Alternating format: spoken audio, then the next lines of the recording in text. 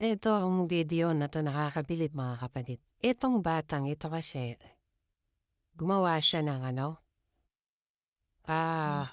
parang pool. Sa pool na yon, maliit siyang palaisdaan. Tapos, ang concept niya palaisdaan, merong vegetable dun, like kangkong, yung mga nangangailangan laging nakababad sa tubig. Tapos meron siyang duck house. Yun ang concept na ibubuin niya. So ayan, parang humukay siya, alinsunod dun sa kanyang gustong specification, lalim.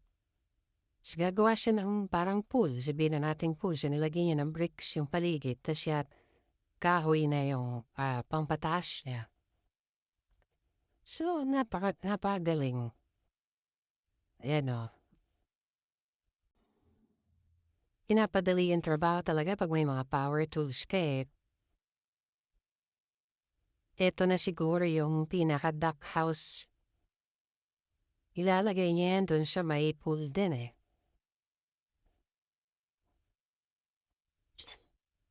I think lalatagan niya to ng parang lona para maging pool siya. Ito naman yung duck house.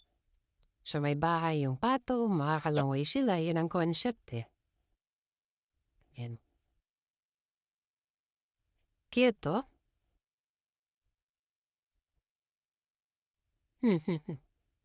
Maliit na po. Ayan. Alutagan nila ng ganyang lona yung mismong kuhan.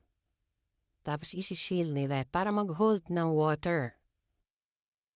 Ayan.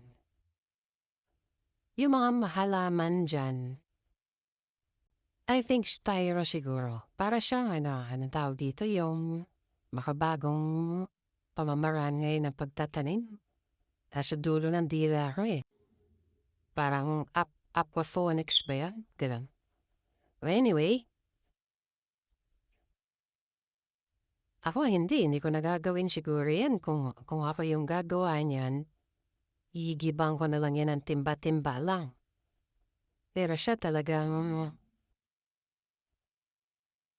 gumawa pa siya ng drum yun na niko-connect na yan dyan no? Ano yan? Para saan yan? Pang sala ba yan? Or what? Tignan muna natin. Para mabilis mapuno. Okay?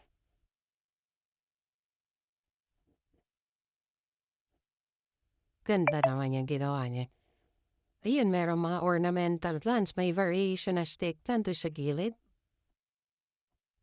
Styro nga, para lumutang. Tapos ito mga kangkong, oh. Talino. Lagay niya yung mga baso doon, lahat yayabong yung kangkong na yan. Tapos naglagay na siya ng mga isda. Pato, ayun na ang kanta, guys. Maganda idea nito.